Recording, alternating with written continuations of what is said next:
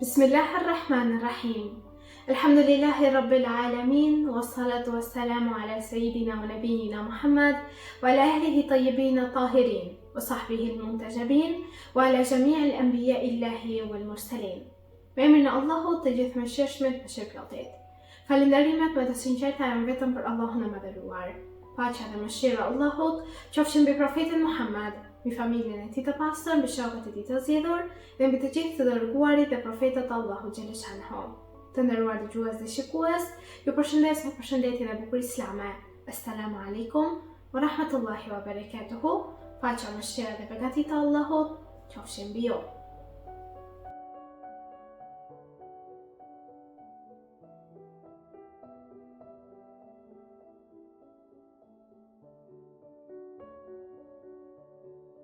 Me rastin e lindjes së prisit të besimtarve Imam Aliut, paqja qoftë mbi të, ne si shoqata Fllati ju përcjellim urimet më të përzemërta dhe lutim Allahun e Madhëruar që të na mërsoj të gjithëve në këtë jetë dhe na bëft prej ndjekësve të rrugës së tij, të Allahut xhaleshanhu, derisa të kemi frymë të jemi në këtë rrugë të udhëzuar, të devotshëm dhe të na bashkojmë me profetin dhe familjen e tij inshallah në botën tjetër. Të flasësh për prisin e besimtarëve Imam Aliun, paqja qoftë mbi të, nuk është e lehtë, sepse personaliteti i tij nuk ka pozitë të lartë vetëm tek muslimanët, por tek e gjithë shoqëria njerëzore. Kemi të bëjmë me një personalitet i cili ka cilësitë dhe virtytet më të larta, pas volës së profetësisë, pas profetit Muhammad sallallahu alaihi wasallam, sepse jeta e këtij prisi e Imam Aliut, paqja qoftë mbi të, e gjitha ishte islam dhe për këtë kur flasim për Imam Aliun, flasim për islamin, fen e fundit të Allahut xhaleshanhu. Të dashur vëllezër dhe motra, për ditën e sotme, në emisionin Trokitje Shpirtërore, do ju ftoja të ndiqnim suret e përzgjedhura dhe për sot, ku do të ndjekim surën e 98 të Kuranit familjar, surën Bejina dhe surën 112 të Kuranit familjar, surën Ikhlas. Me emrin e Allahut, të gjithë mëshirshmit, mëshirëplotit. Ata që nuk besojnë prej idhëtarëve të librit dhe idhujtarëve, nuk do të largoheshin nga mosbesimi i tyre derisa të vinte dëshmia e qartë. Një i dërguar nga Allahu, i cili t'u lexonte faqe të pastra Kuranin, të cilat përmbanin rregulla të drejta. Ata që ju është dhënë libri, u përçan vetëm atëherë kur u erdhi dëshmia e qartë. E megjithatë, ata që janë udhëruar vetëm që të adhuronin Allahun me përkushtim të sinqert, duke qenë në fenë e pastër të Ibrahimit, si dhe të falnin namazin e të jepnin zakatin. Kjo është feja e drejtë. Në të vërtetë, ata që nuk besojnë prej idhëtarëve të librit dhe idhujtarëve, do të hynë në zjarrin e xhehenemit, në të cilin do të mbeten përgjithmonë. Ata janë krijesat më të këqija. Padyshim, ata që besojnë dhe punojnë vepra të mira, pikërisht, ata janë krijesat më të mira, shpërblimi i tyre te Zoti i tyre. Kopshtet e Adnit, nëpër të cilat rrjedhin lumejnë e ku do të banojnë për herë. Allahu është i kënaqur me ata, por edhe ata janë të kënaqur me ata. Kjo është dhurata për ata që kanë frikë Zotin e vet. Me emrin e Allahut, të gjithë mëshirshmit, mëshirëplotit. Thuaj, ai është Allahu, një e i vetëm. Allahu është absoluti, të cilit i përgjërohet gjithçka në amshim. Ai as nuk lind dhe as nuk është i lindur, dhe as kush nuk është i barabartë, ai krahasueshëm me ata.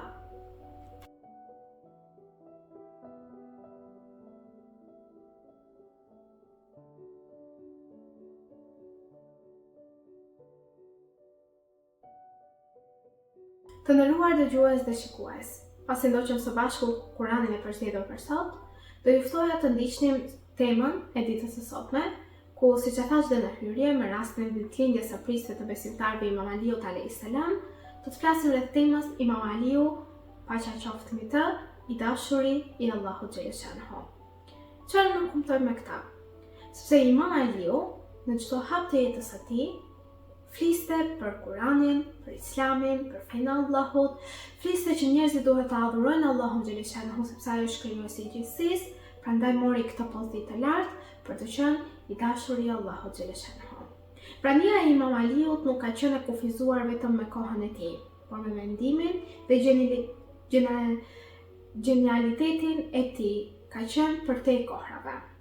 Personaliteti i Imam Aliut e meriton të jetë shembull dhe model për personalitetin e çdo muslimani pas profetit Muhammed, sepse vetë Imam Aliu u edukua në medresen pra në shkollën profetike, në shkollën e profetit Muhammed, e cila ishte medreseja e Allahut xhaleshahu. Profeti Muhammed ka qenë mësuesi dhe edukuesi i Imam Aliut, paqja qoftë mbi ta.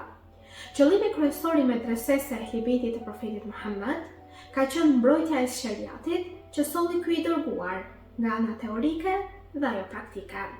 Të gjithë imamët e Ehlibetit sakrifikuan me gjithçka që kishin për këtë qëllim, për udhën e Allahut xhaleshahu, për të mësuar njerëzit rreth fesë të drejtë dhe askush të mos mendojë se ato sollën një shariat tjetër. Nëse e studiojmë me vëmendje jetën e Imam Aliut, larg çdo fanatizmi apo plot kuptimi të ngushtë, do të vërejmë se jeta e tij, nga lindja e deri te martirizimi, ndahet në 5 faza kryesore. Le të shohim së bashku një nga një.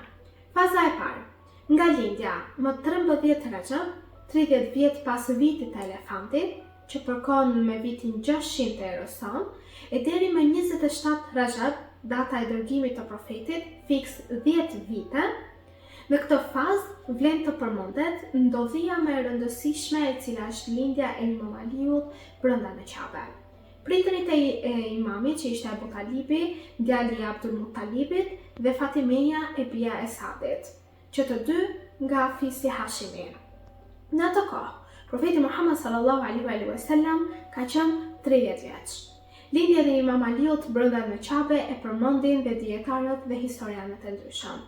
Historiani i famshëm Mesaudi, në faqen 76 të vëllimit të dytë të librit Murujul Dhahab, shkruan se njëra nga cilësitë unike të Imam Aliut ishte fakti se kishte lindur brenda shtëpisë së Allahut, edhe disa dietarë të tjerë e konfirmojnë lindjen e tij në Qabe. Ndër dietarët e tjerë që përmendin këtë ndodhi është Hakimi, Halabiu, Ibn Sabbagh, Malikiu dhe nga historianët bashkëkohor kemi Abbas Mahmud al-Wiqad nga Egjipti, në veprën e tij të botuar në Kairo në vitin 70, pra 1970, shkruan se Imam Aliu, paqja qoftë mbi të, lindi brenda Qabes. Një historian tjetër bashkëkohor që quhet Mahmud Saad Tantaviu, nga Këshilli Suprem i çështjeve islame të Republikës Arabe të Egjiptit, thot në librin e tij se Zoti e mëshiroft Ali ibn Abu Talibin. Ai lindi brenda Qabes, ai ishte dëshmitar i rritjes së Islamit, dëshmitar i përpjekjes së Muhamedit dhe dëshmitar i shpalljes. Ai menjëherë pranoi Islamin, ndonse ishte fëmijë dhe gjatë gjithë jetës së tij luftoi që fjala e Zotit të sundonte mbi tokë. Aliu është personi i parë dhe i fundit që ka lindur në Qabe, të nderuar dëgjues dhe shikues. Tek arabët ekzistonte tradita që fëmia i sapo lindur të vendosej te këmbët e idhullit ose idhujve të fisit, duke ia dedikuar kështu fëmijën perëndisë pagane. Të gjithë fëmijët arab i ishin dedikuar, të themi, një perëndie pagane, përveç Ali ibn Abu Talib. Kur fëmijët e tjerë arab lindnin, ndonjë politeist shkonte dhe i merrte ato në krah. Kur lindi Aliu, ishte vetë profeti Muhammed sallallahu alaihi wasallam, i dërguar i Allahut, i cili erdhi deri në Qabe, e mori në krah dhe ja dedikoi këtë foshnjë Zotit të vetëm e të pashoq. Profeti i ardhshëm, mbase pra profeti Muhammed sallallahu alaihi wasallam, mbase e dinte se foshnja që ai mbante në krah, një ditë do ta dëbonte idhujtari nga Arabia me shpatën e tij. Ndodhia tjetër ishte dhe marrja përsipër e rritjes së Imam Aliut nga ana e profetit, sepse Abu Talibi kishte shumë fëmijë dhe ishte i dobët ekonomikisht. Dhe për këtë arsye, profeti mori Imam Aliun, kurse xhaxhai i tij Abbasi mori vëllan e Imam Aliut, pra Xhaferin. Pika e dytë ose faza e dytë e jetës së tij. Nga dërgimi profetik e deri në hijret, kanë kaluar 13 vite, dhe kjo periudhë ka qenë e mbushur me shumë ndodhi në jetën e tyre. Ndërto përmendim ndodhinë e paralajmërimit apo të informimit të fisit, ku Allahu i Madhëruar e urdhëroi profetin Muhammed që të mblidhte fisin e tij për të mësuar prej tyre se kush nga ato do ta përkrahte dhe kush do të ishte pas ardhës së tij. Po Allahu thotë, paralajmëroje fare fisin tënd më të afër.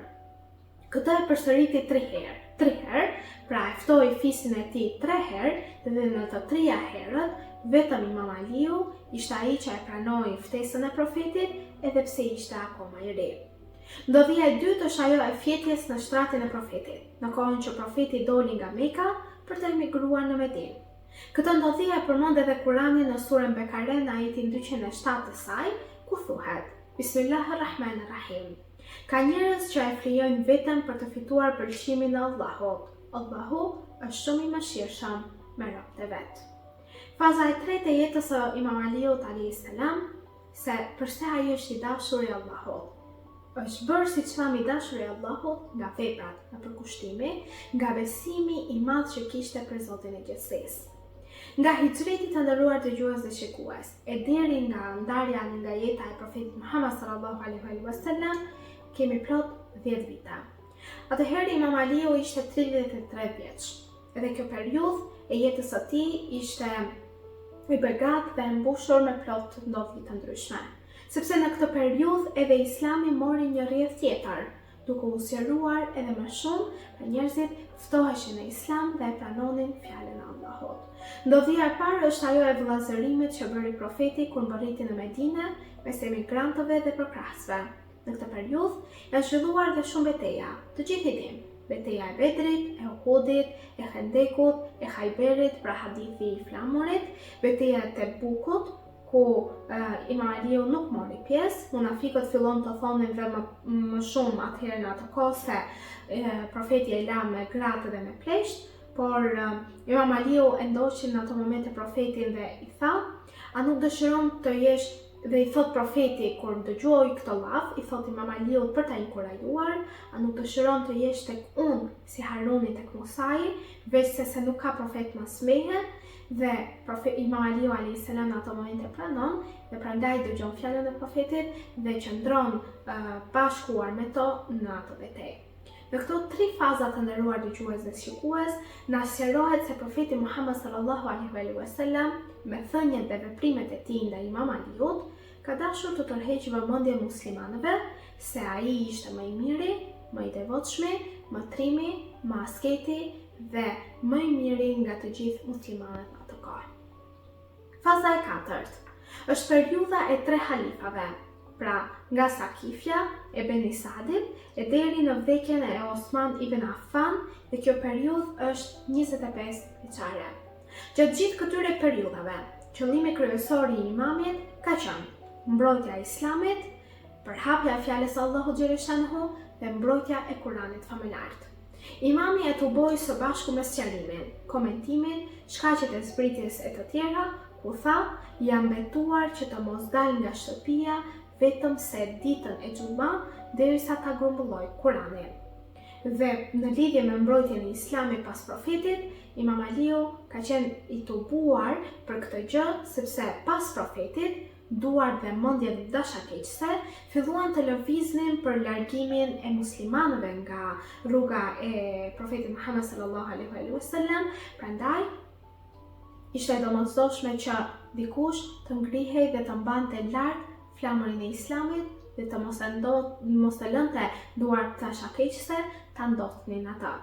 Omeri ka thënë: po të mos jetë Aliu, ka mbaruar Omeri. O babai Hasanit, Allahu mos më lënë në ato tokë ku nuk ndodhesh ti. Dhe te kjo faza e 4 e periudhës së 3 halifave, kemi dhe mbrojtjen e unitetit islam. Imam Aliu nuk e ngriti shpatën për të marrë të drejtën e tij ose të bashkëshortes së tij në ditën e Fedekut, por ai deshte gjithmonë që të gjithë muslimanët të ishin në një unitet së bashku dhe të mos përçaheshin. Faza e 5 në jetën e tij është koha prej dhënies së besës imamit për udhëheqje e deri në martirizimin e tij në 21 Ramadan të vitit 40 të Hijrit, pra afërsisht përkon me 5 vite. Dhe kjo është periudha e udhëheqjes së Imam Aliut, paqja qoftë mbi ta. Në këtë periudhë, ai u përpoq të zbatonte drejtësinë dhe shariatin islam, por u përball me kundërshtime të shumta, sidomos nga Muavija dhe nga Havarijët.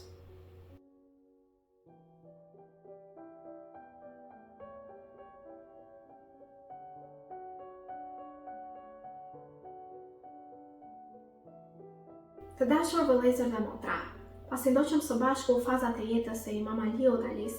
shkurtimisht, në pjesën e dytë të emisionit për ditën e sotme, do ju ftoja të ndiqnim porositë të përgjithshme të ardhura nga Imam Aliu, paqja qoftë mbi ta. Ai i ka thënë: "O Hasan, unë të porosis ty, të gjithë familjen time dhe ata të cilëve unë bërim porosia ime, që të jeni të devotshëm ndaj Allahut, Zotit tuaj një dhe të pashoq. Mos vdisni ndryshe vetëm duke qenë musliman. Kapuni të gjithë paslitarit të Allahut, fesë të tij të pastër islame dhe mos u përçani, sepse unë kam dëgjuar të dërguarin e Allahut, paqja dhe bekimet e Allahut qofshin mbi të dhe mbi familjen e tij, të thotë: pajtimi mes njerëzve është më i mirë se namazi dhe agjërimi në përgjithësi. Përçarja mes njerëzve është shkatëruese për fen dhe fuqia i takon vetëm Allahut të madhëruar e të lartësuar. Keni vëmendje ndaj të afërmëve tuaj dhe mbajini lidhjet me ta, sepse Allahu do t'ua lehtësojë llogarinë. Për Allah, për Allah, për Allah. Kujdesuni sa më shumë për jetimat dhe mos lejoni që në praninë tuaj të drejtat e tyre të humbasin. Unë kam të dëgjuar të dërguarin e Allahut të thotë: kush mbështet një jetim që ai të mos ketë më nevojë për njerëzit, Allahu ja ka garantuar xhenetin, ashtu siç e kanë garantuar zjarrin për ato që ha pasurinë e jetimit. Për Allah, për Allah, për Allah. Kujdesuni për shtëpinë e Zotit tuaj. Në asnjë kohë të mos lihet e zbrazët sa të jeni gjallë, sepse nëse hiqet dorë nga ajo shtëpi, do të zbresë dënimi i Allahut, pa ju dhënë afat apo pa e vonuar atë. Dhurata më e vogël e atij që e viziton atë shtëpi është falja e të gjithë gjunaheve të kaluara. Për Allah, për Allah, për Allah. Kujdesuni për sakrificën, xhihadin me pasuritë tuaja, me vetat tuaja dhe me gjuhët tuaja, sepse dy njerëz bëjnë xhihad për prekje dhe sakrificë, imami i drejtë dhe i binduri që ka një shembull në udhëzimin e tij. Për Allah, për Allah, për Allah. Kujdesuni për gratë dhe për ato që keni në sublim, sepse profeti Muhammed ka thënë: u lë porosi dy rende të pafuqishme, gratë dhe ata që keni në sundim. Namazin, thot Imam Aliu. Mos ju frikësoni askujt tjetër përveç Allahut, sepse ai na largon të keqen dhe padrejtësinë. U thoni njerëzve fjalë të mira, ashtu siç ju ka urdhëruar Zoti i madhëruar, dhe mos e leni pa zbatuar urdhrin në të mirë dhe ndalimin nga e keqja, sepse nëse nuk e bëni këtë, atëherë Allahu do t'i vendos çështjet tuaja në duart e të këqijve e ju pastaj do të luteni kundër tyre dhe nuk do të gjeni përgjigje. O birri im, mbajini lidhjet, plotësoni nevojat e njëri tjetrit dhe mos u përçani. Njeriu nga shkëputja e lidhjeve dhe përçarja. Bashkëpunoni me mirësi dhe devotshmëri dhe mos bashkëpunoni me urrëtie dhe armiqësi. Jeni të devotshëm ndaj Allahut dhe keni frikë atë, sepse ai është ndëshkues i ashpër. Allahu e mbroft e ehlibetin tim, Allahu i ruaj gjurmët e profetit përmes jush, unë ju lë amanet tek Allahu. Këto ishin një ndër porositë e Imam Aliut, paqja qoftë mbi të ardhura për djalin e tij, Imam Hasanin, paqja qoftë mbi ta. Dhe në fund të emisionit për ditën e sotme të nderuar dëgjues dhe shikues, do doja të shtoja për ju një pyetje që ju drejtua prjesit e besimtarëve Imam Aliut, paqja qoftë mbi ta. Një ditë xumaja, Imam Aliu mbajti një fjalim. Pas fjalimit, një burr nga të pranishmit e pyeti imamin se: "O prijës i besimtarëve, pse nuk na përgjigjet lutja jon?" Dhe Allahu i madhëruar thot: "Lutuni mua të përgjigjem lutjes suaj." Imam Aliu, paqja qoftë mbi të, i përgjigjet: "Vërtet, zemrat tuaja i kanë tradhtuar 8 virtyte." Dhe le të shohim. E para, ju e njohët Allahun dhe nuk e keni zbatuar të drejtën ndaj tij ashtu siç duhet ta bëni. Kjo njohje e juaja nuk ju solli asnjë dobi. E dyta, ju i besuat profetit e tij e më pas e kundërshtuat Sunetin, pra fjalët dhe miratimet e tij dhe e braktisës shariatin e këtij të dërguari. Atëherë, ku është fryti i besimit tuaj? E treta, ju e lexoni librin e tij që ka zbritur për ju, por nuk e zbatoni atë. Dhe ju thatë, dëgjuam dhe u bindëm, më pas e kundërshtuat.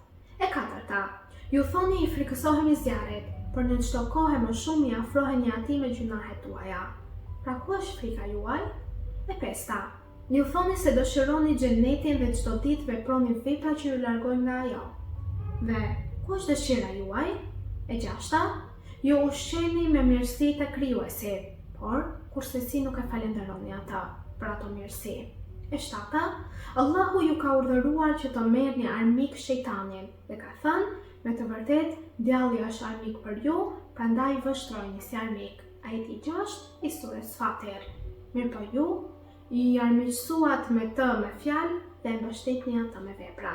Dhe teta, ju i keni vendosur të këqijat e njerëzve para syve tuaja dhe të këqijat tuaja i keni hedhur pas shpinave. Ju akuzoni të tjerët, ndërkohë që e meritoni më shumë atë akuzë. Çfarë lutjeje doni që t'ju pranohet dhe t'ju përgjigjet, pas gjithë kësaj që ju thash, ndërkohë që i keni mbyllur vetë me duart tuaja, dyert e lutjes? Jeni të devotshëm dhe ndreqni punët tuaja, bëjeni të çiftra të fshehta tuaja, udhëroni në të mirë dhe ndaloni nga e keqja, që t'ju përgjigjet plotësisht lutja juaj. Qofshin për atyre që qëndrojmë në këtë rrugë të palëkundër, dëgjojmë fjalën e Allahut, e të dërguarit të tij, e hlibetit të dërguarit të Allahut, dhe nuk shkëputemi nga kjo rrugë, veçse duke qenë nga ndjekësit më të mirë, inshallah të gjithë së bashku, të kësaj rruge të çmuar, të rrugës së hlibetit, që është rruga e Allahut xhaleshanhu. Në këto momente të nderuar dëgjues dhe shikues, ju përshëndes me përshëndetjen e bukur islame. Assalamu alaikum wa rahmatullahi wa barakatuhu. Paqja, mëshira dhe begatit e Allahut qofshin mbi ju.